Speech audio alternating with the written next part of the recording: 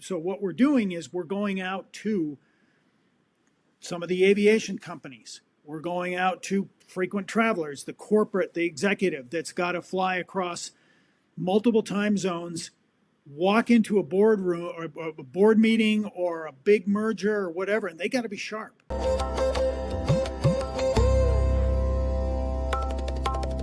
Welcome to Humanity in the Age of AI. Today we are blessed to have Gary Miller with us, athlete, Olympian coach, maverick entrepreneur, and today is going to share unique insights on a product he has at Alpine Lux as the founder, which is circadian rhythms impacting human performance. And there's so many elements of human performance that Gary has touched in his life and his career. I think this is just going to be a fascinating episode. I'm Shubhalok G. My grandparents were freedom fighters with Gandhi, and so I've always surrounded my career with change in healthcare. The last 6.5 years were digital transformation in healthcare, and currently have a real keen interest in the intersection of creativity, artificial intelligence, and great companies like Gary's. With that, Gary, let me hand it over to you. Share a little bit about yourself, Alpine Lux, this very unique product you've got, and a little about your journey. Shubhalok G, thank you very much for having me on this podcast. What a treat. Yeah, listen. I think my life is a little kind of out there a little bit, but you've got a great story to tell as well, and it's fascinating to hear these other stories. But yeah, I've had a pretty interesting journey. I mean, I grew up in a shipbuilding town in Wisconsin. Okay, right. which isn't really the place you would see a ski racer come from, even though originally I was born in Aspen, but my family didn't live there very long, so I ended up in this shipbuilding town. And my father was a ski racer and a coach, and I didn't want to have anything to do with ski racing or skiing in general. Is that right? But I have to tell you a cute story because my sisters and my parents would go up skiing on the weekends, right? Yeah. And I didn't want to have anything to do with it. And I'm talking 5-6 years old. So my mother was very clever. She hired the biggest, meanest babysitter she could. And after 2 weekends of that old bat, I said, I'm going skiing. I'm in. So one thing led to another, and all of a sudden, I become a ski racer, and which back in the day was a lot easier from the Midwest than it is today. But and I started traveling the world when I was 15. I would go to South America. I'd go to Argentina and ski down in San Carlos de Bariloche in the Andes in August for the entire month.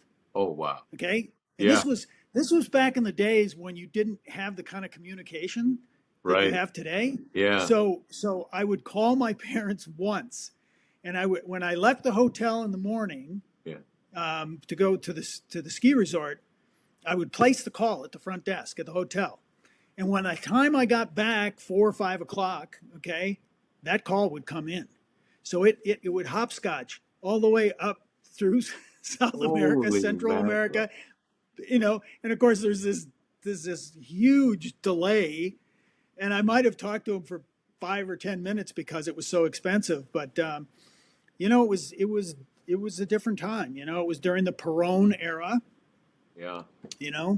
And so it was a great experience. And for a young kid to be able to experience another culture and learn to convert money and eat different foods and drink incredible wine, the Malbec, the Argentinian Malbecs,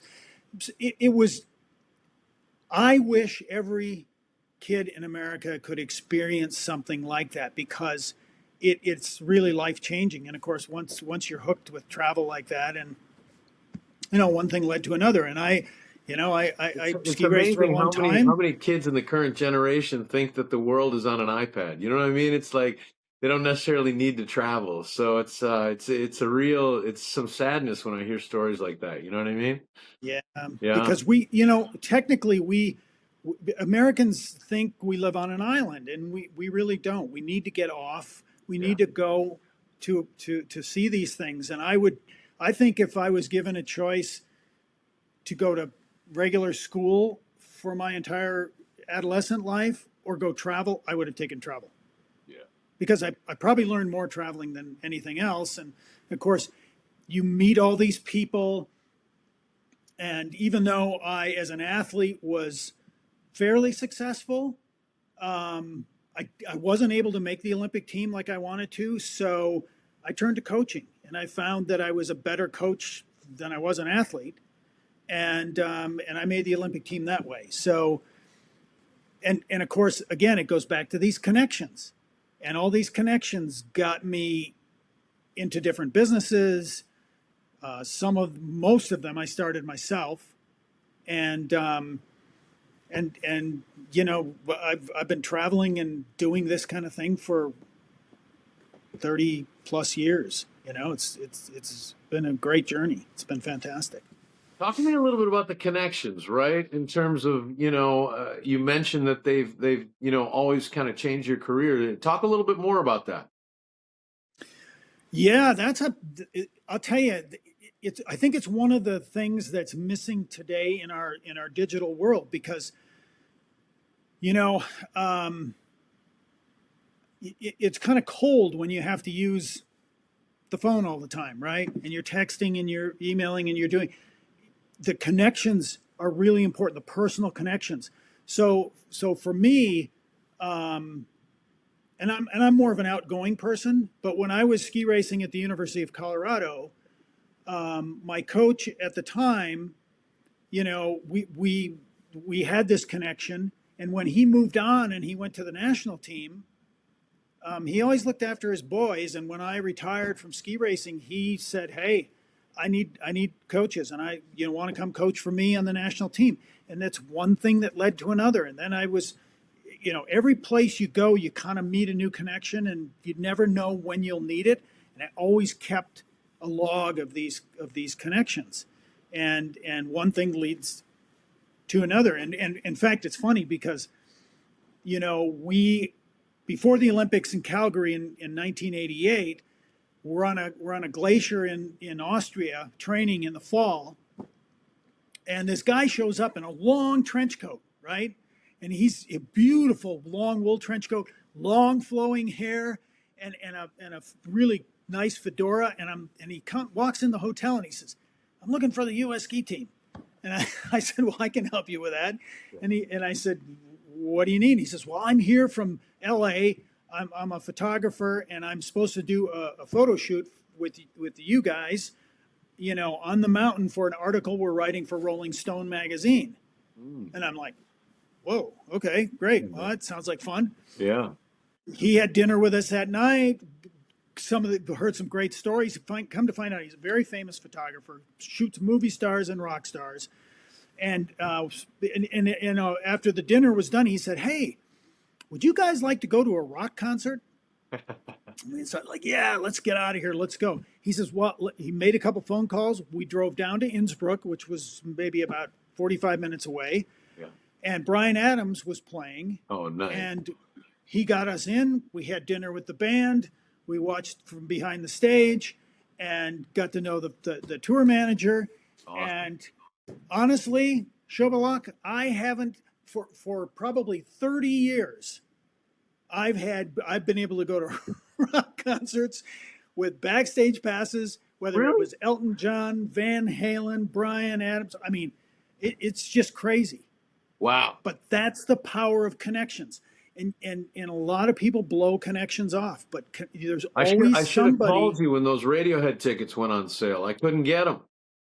There you go. Next time I'm calling you.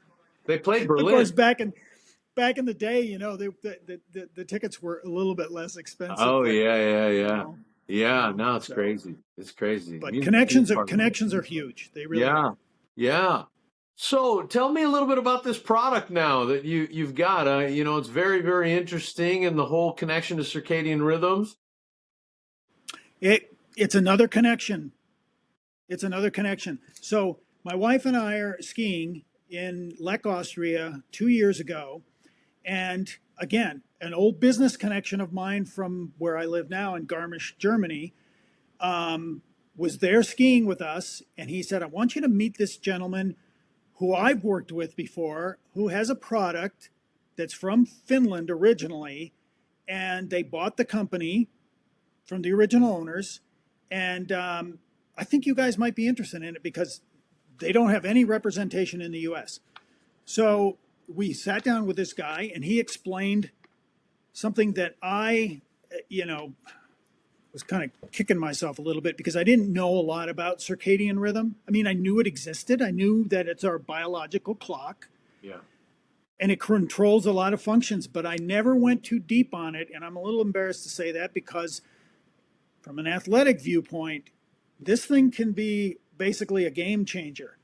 And so the more we got into it, we tried it. We gave it to a doctor who flew back to the States, and he just raved about it. And if you know where seasonal depression, right, SAD, seasonal affective disorder, which is really prevalent in Finland, okay?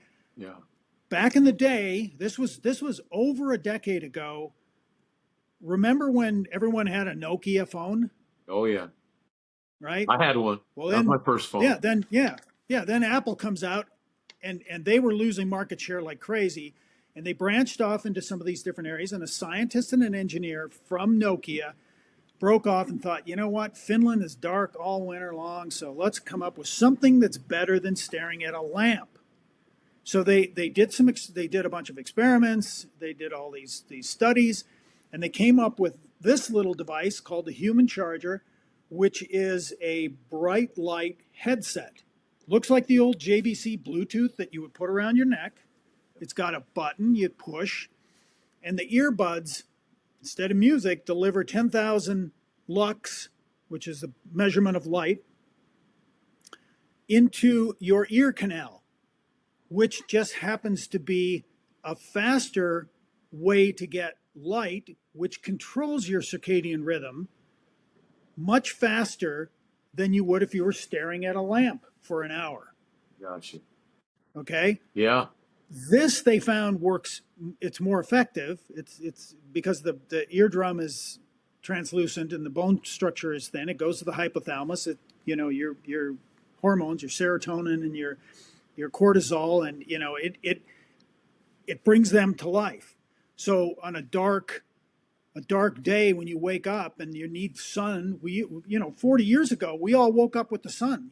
That was our energy that kicked in our clock. And the hormones that your body operates on all through the day work great until it gets dark. And then what happens?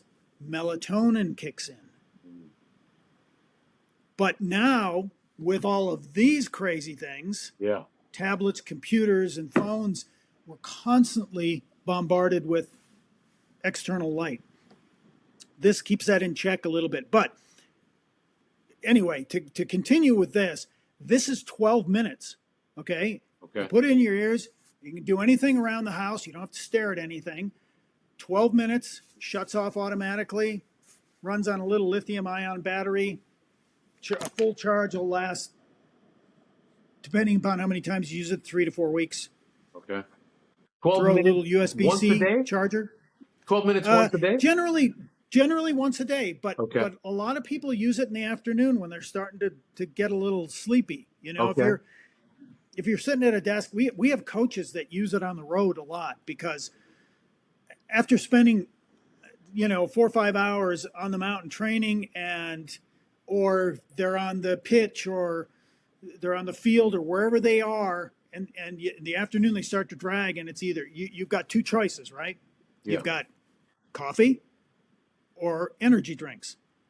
And, coffee, they both have caffeine. Energy drinks aren't great for you. They got so many kids on them today, and it's the sugar content and all the other junk in there.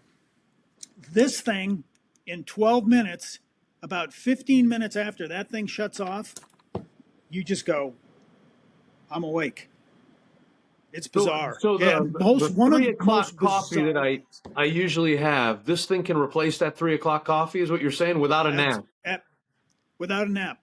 Wow, that's Okay, amazing. and to me, when my wife and I started screwing around with this thing, the first thing that I thought about, obviously, were my ski racers and the World Cup athletes who, everyone knows if you walk outside on a nice sunny day and everything's crisp and clear and it's bright sunshine, your mood is great. But Mhm. boy, those days when you got to haul your butt out of bed and you got to go out when it's dark and it's cloudy and and the light level goes really low, the hormones don't kick in and you don't feel as sharp, you don't feel as good. And I'm thinking, God, if this can help athletes do that. So they did. They studied them. The two founders in Finland, they studied them on the Finnish hockey team. Oh, nice. And they found that light, especially when they're playing in an arena, which only has about 12 to 1500 lux of light, it's pretty low. Okay. Okay. Now that compared to a sunny day that might be 75 to 100,000 lux of light. Okay. This device, before they went on the ice, half an hour before they went on the ice, sped up their reaction time. Now, is it drastic? No. But in elite sports, I can tell you, everything is it's so minute. It's so minute. And that's what and I thought for something as simple as this, that's perfect. Because an athlete can take that, put it in his jacket, he can be up at the start before the second run of a race, and 30 minutes before he runs, he pops that in, turns the light on. 12 minutes later, it's done. 15 minutes after that, he's a different person. If someone wants to see, was that a study that was published on the Finnish hockey team? Yes. Yeah. And just in case nobody knows, the reason for SAD is so prevalent in Finland is because there's 20 hours of darkness in the winter, correct? Yeah, it's pretty dark. It's we used to do the first World Cup ski race of the season, for both men and women now. It used to be only for the women, but is up in Levi. Levi, Finland is about 100 miles north or 100 kilometers north of the Arctic Circle. Yeah. And we'd go up there and literally and that's normally the end of November, right? So it's really close to to the shortest day of the year. It's a month away. And that sun comes up at 10:30 and it kind of creeps along the horizon until about 2 and then it goes down. So it's not a lot of light. And obviously the competition venue is completely lit, but again, it's not lit like it would be on a sunny day. It's lit like it would be in an arena or a football stadium. So when you describe that, races in Olympics are won by 0.01 seconds, right? So I would imagine that athletes are looking for anything with that edge, right? Have they come to you proactively, or the U.S. Olympic team, or how are people getting in touch with you about this product? Well, that's the $1 million question, because it's not all that easy to get it into a top tier athlete. We do have a couple of them that are using it and Okay. they love it. Yeah. But it's Any you can you're mention or always no? well, we've got a Slovenian girl, Lila Lapanya, and then Okay. there's a Swiss athlete. Well, we've got a few of them actually. There's a Swiss athlete, Mark Rochet, Uh-huh. and then there's the Hasser siblings, Raphael and Ricardo Hasser from Austria. They use it. And we haven't really talked about jet lag, but jet lag is a huge component of why they use this. Because now, as you know, with sports, whether it's ski racing and back and forth to the US, or it's the PGA Tour, which is going back and forth, or well, I should say PGA golfers, and whether it's Live Golf or it's PGA, Sure. ATP tennis, Yeah. the NFL wants 16 games over the next 5 years overseas. Yep. These guys, these athletes are traveling a lot, and even collegiately in the U.S., with all the conference realignments, Oh yeah. these athletes now, D1 athletes are traveling all the time, and Oh, and it's really hard to sort of keep up with physically and mentally when you're going across time zones like that.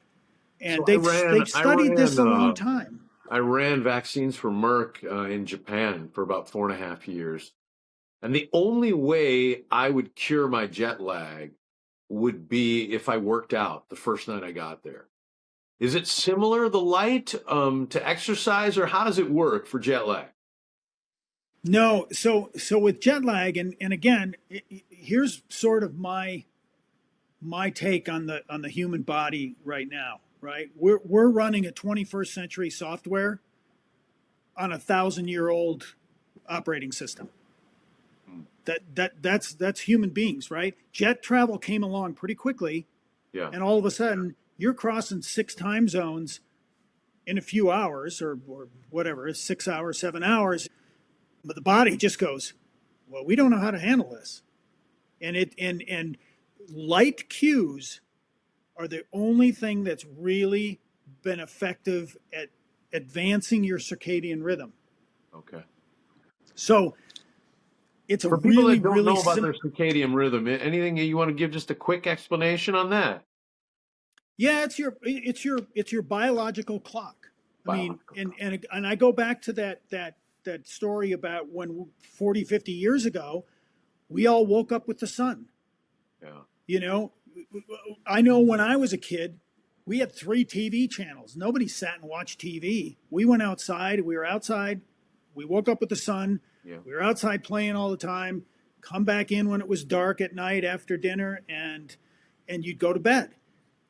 That's the way our bodies have evolved over time, and that's great because it happened over a long period of time. And then you throw jet lag or jet travel in there, and all of a sudden you're going to a place that your body can't figure out what to do with, and that's where light makes the difference. So you fly from Chicago to Munich, and you arrive in the morning, and you're going to be okay till about 2 o'clock in the afternoon, and you're going to be begging for a bed or something. It's just you feel crappy, and everyone's different.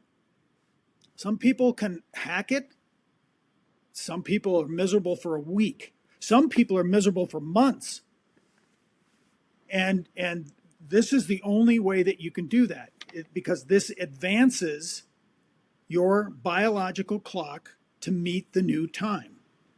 So, for example, again, we go back to that Chicago to Munich. You arrive in Munich, it's 9 o'clock in the morning, you get your rental car, and then you start on your journey, and you're going to feel like crap because you didn't sleep much on the airplane unless you were sitting on a lie flat up in business class or first. But most people don't do that, and they come for a vacation for a week, and they're miserable for the first 3 or 4 days.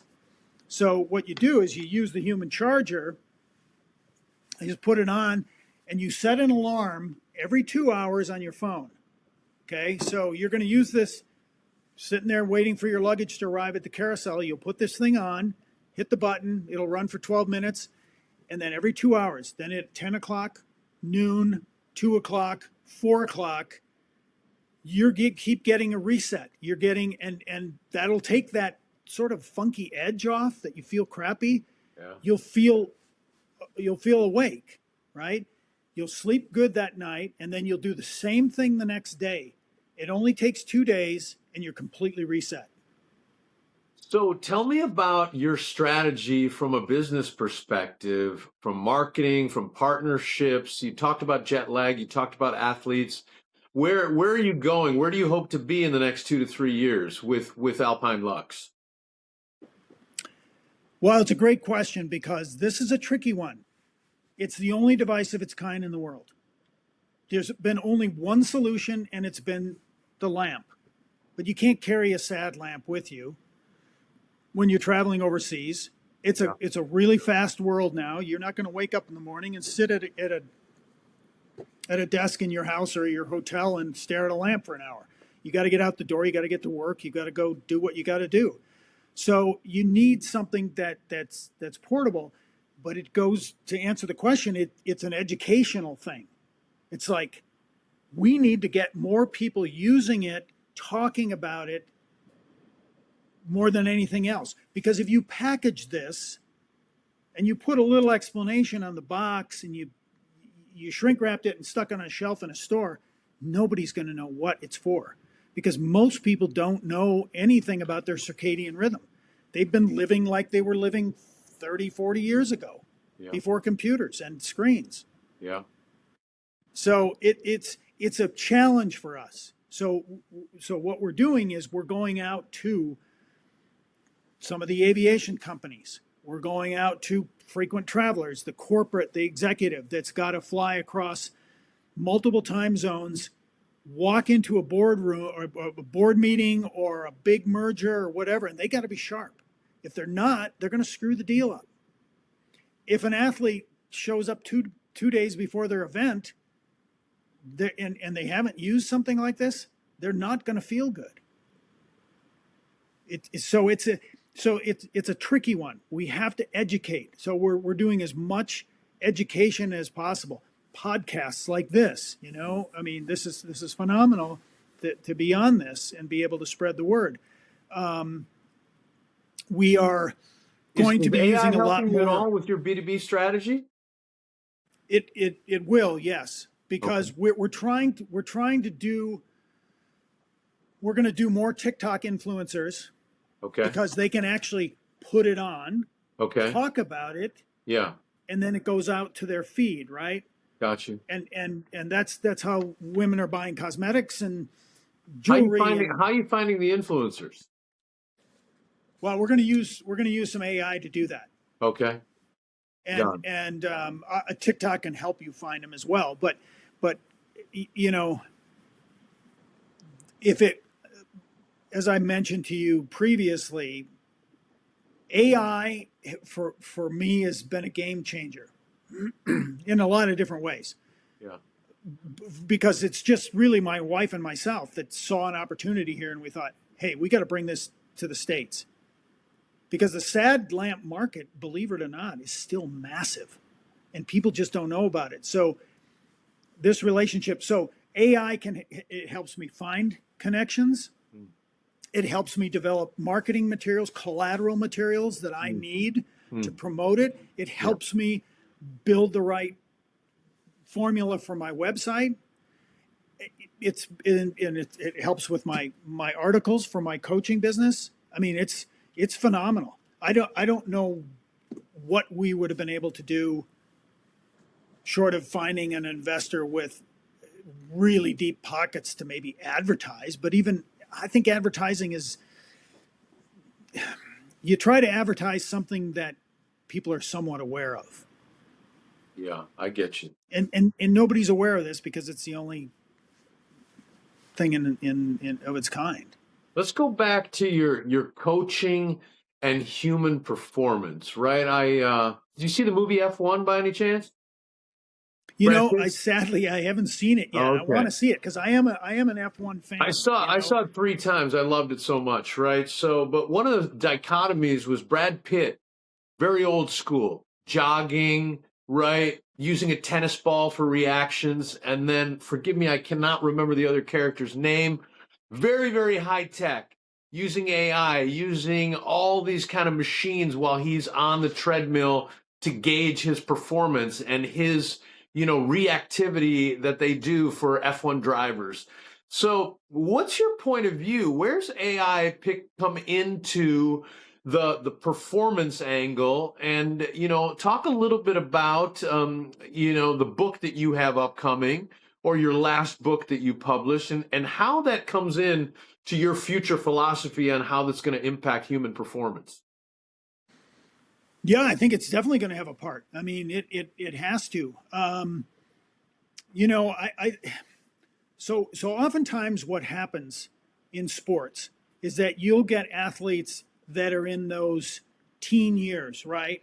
And it might be, it might be a football player that comes up and goes into the draft and things like this. I mean, it's a, that's what I call, those are the game changer years. Okay, you're either going to make it or you're not, right? And there's a huge leap to be able to do that, and you have to drill down on all the little things that make you great. Okay, and the best example that I can use is a guy like Jerry Rice. Remember Jerry Rice from the 49ers? Sure. Jerry Rice was one of these athletes that was super meticulous about every little thing that he did. He had a process that was probably a mile long of everything that happens from the minute he wakes up till the minute he hits the pillow at night. And everything is really regimented and detailed. And there are a lot of athletes that get into that they want to be the great athlete, but they plateau right here and they don't know where to go with it. And it's one of the reasons why I started doing some private coaching for athletes that are in that plateau. They want to be a big time player, but they don't know how to get there. So one of the first things I have them do is give me a list of everything that you would do from the minute you woke up on a daily basis. And it's usually not a very long list. Okay. So what I do is I fill in all the blanks. Gotcha. I take it from a list of maybe, 20 to 50. Okay. And by doing that, what you're doing is you're refining the process. Okay. And it might include how you hydrate in the morning. Do you take a supplement in the morning? I'm not a big supplements guy, but there are times when you need supplements. Have you used this? Yeah. Okay. Yeah. Just, there are all these little things. Have you made your bed like you were in the military? Everything you do, from how you put your training gear on all the way through you've got to be almost like AI, where it's machined. It's completely operate like a machine. If you're sloppy, you're not going to go anywhere. I can guarantee it. And it's funny, on my Substack, I wrote an article called "Sloppy or Savvy," and it's really it talks about this. It's you have to be really on your game. I'll give you an example. My most famous athlete is Mikaela Shiffrin. Okay, I spent the 2014-15 season with her on the World Cup, and a phenomenal athlete. But everything is very detail oriented. She trains harder than anybody else. She's sharp in the mind. Doesn't mean she hasn't had some hiccups. I mean, she went to the Beijing Olympics and completely collapsed and never even got close. And of course, she was hammered in social media. But her father had passed away not long before that, which was a big blow to the family. But she came back this year in Cortina and won the slalom by a record margin. And Unbelievable. It's just, but again, she shut off social media for the time she's in Cortina, and it's really paying attention to the details. And it's no different from an entrepreneur either. I mean, if you're going to build a business, you can't be sloppy about it. Yeah. Because your days are going to be filled. I mean, God, there were times when I'd work 7 days a week, 12, 14 hours a day when you build a business. And the athletes are no different. The really good ones spend hours and hours and hours and hours and hours. I think, any final words of advice from you, more from an entrepreneurial perspective, about how many times you've pivoted in your life, right? That's not easy to do. It takes a lot of courage. and a lot of chutzpah, and it's not always easy. I've done it a number of times myself. But any words of advice on that for, young leaders? Well, yeah, that's always it's a little bit of a tricky one because I've started like 6 companies just on my own. A couple were really successful. Some of them blew up like a meth lab. So and you got to be prepared for those Yeah. because and and I had one really go south, and they're tricky. So I don't think, Shubhalok, that I would be able to have done some of these companies if I didn't have my athletic career, because as an athlete, you fail so many times, Yeah. you just become hardened to it. You get used to it. You've got to be able to fail, Mm. whether it's crashing on the ski slopes or dropping passes, and you have to get used to that. Yeah. And as Mikaela would say, I remember we were training at Copper Mountain, and she was running a course, slalom course, and she hooked a tip and crashed. I mean, she beat it in hard. Okay. And she got up, and she was a little bit on the cranky side about it, and we dusted off, and I had the video camera, so she wanted to see what was going on. So we went down, jumped on the lift, and I said, things bother you like that? And she goes, nope. She said, I have a unique ability to erase Yeah. anything that goes bad. Yeah. And it's what they call the goldfish principle, right? Yep. You just got to have no memory. And you learn from your mistakes, but you got to erase them. You can't sit and dwell about them. And for an entrepreneur, you're going to make a lot of mistakes, and you've got to blow it off and move on. Yeah, I think one of the saddest things of this social media world is this, I have to be perfect or I'm not going to try. And so that whole aspect of failure that you're going to do it, especially as an entrepreneur, also in athletics, that nobody's perfect, right? So, you've got to go through those to get the wins. Gary, thank you so much for sharing all your perspectives. We at Humanity in the Age of AI truly believe that people are the future. It's great to see how you've got a high technology product, yet you focus on relationships, you focus on partnerships, that human element. It's clear to see that you are such an engaging person. I'm sure people love to talk to you and talk to you. I think your product has got a lot of future potential, I think, for exponential growth. I wish you the best on your partnerships. And, I don't know if you want to just mention where can people get in touch with Alpine Lux or your last book, which we didn't really talk about, Pain, or your upcoming book.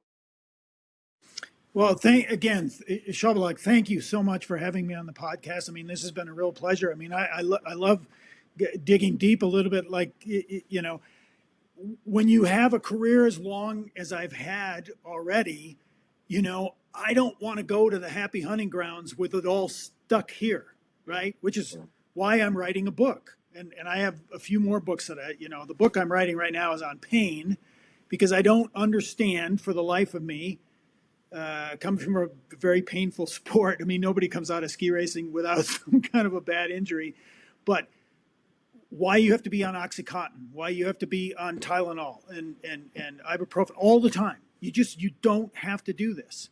And so I'm writing a book on pain, and I've got a few other books that I want to do, but it's, I want to be able to give this stuff back. I want to be able to help entrepreneurs. I want to be able to help athletes get beyond that plateau. It's important, because if I can do that, I have a smile on my face when the guy with the black cape and the sickle shows up.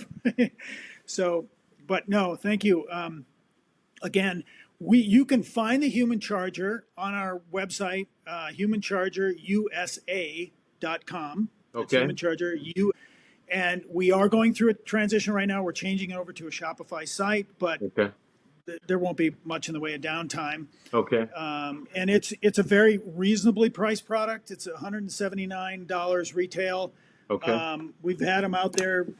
People had them for 6-7 years, and they still clicking along. It's pretty simple. And is there a but- website for your coaching, or a personal site or an Instagram you want people to check out, or? Well, there will be. They can check out my Substack, Okay. Gary Miller, the coach. The coach. Yeah, and I've got some great articles there, and there's a way to reach me if they're interested in some coaching and some advice. My email address for coaching is World Cup Ski, just as it would sound, worldcupski@me.com. Hey, thanks so much, Gary. It's really been a pleasure and an honor to get to meet you and talk about all the various aspects of your incredible life. And I wish you the best. And I'm sure that the HumanCharger is gonna help performance, for business people and athletes in the future. And I'm sure I'm going to give it a shot. Good man. Thank you very much.